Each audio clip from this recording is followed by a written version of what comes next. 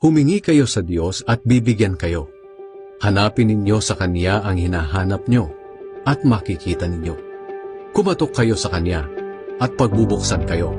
Sapagkat ang lahat ng humihingi ay nakakatanggap. Ang naghahanap ay nakakakita.